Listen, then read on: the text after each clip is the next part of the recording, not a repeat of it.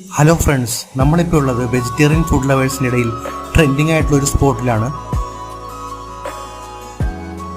I daily cafe, ബാംഗ്ലൂരിലുള്ള Rameshwaram cafe മോഡലുള്ള ഒരു കഫേയാണിത്.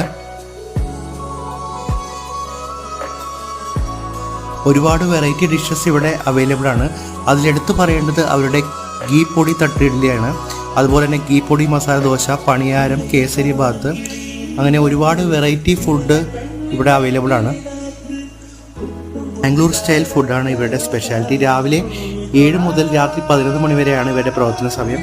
അതുപോലെ ഉച്ചയ്ക്ക് ഇവരുടെ സ്പെഷ്യൽ മിനി മീൽസും അവൈലബിൾ ആണ്.